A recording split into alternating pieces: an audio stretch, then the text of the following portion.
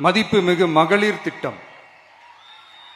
மக்கள் பணத்தை மக்களுக்கே திருப்பி தருவது எப்படி ஓசி என்று கேலிக்கு உள்ளாகும், எப்படி இலவசம் என்று ஏளனமாக பார்க்கப்படும். இப்படி வரையறுக்க எந்த அரசியல் கட்சிக்கும் எந்த அரசியல் தலைவருக்கும் உரிமை இல்லை என்று தமிழக வெற்றிக் கழகம் ஓங்கி உரைக்கிறது. இந்தியாவில் நம்பர் 1 இல்லாத மாநிலங்களில் கூட பெண்களுக்காக மாதம் வழங்கப்படும் தொகை அதிகமாக உள்ளது. ஆனால் நம்பர் 1 மாநிலம் என்று தனக்குத்தானே தம்பாட்டம் அடித்துக் கொள்ளும் வெற்றி விளம்பர மாடல் திமுக அரசில் மகளிர் உரிமை தொகை என்ற பெயரில் வெறும் 1000 ரூபாய் மட்டுமே வழங்கப்பட்டு வருகிறது.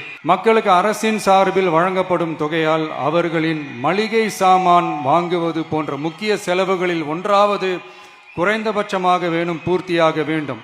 அந்த எண்ணத்தின் அடிப்படையில் யோசித்ததால் நாம் அமைக்க போகும் மக்கள் அரசு இனி 60 வயது வரை உள்ள அனைத்து குடும்ப தலைவிகளுக்கும் மாதம் 2500 ரூபாய்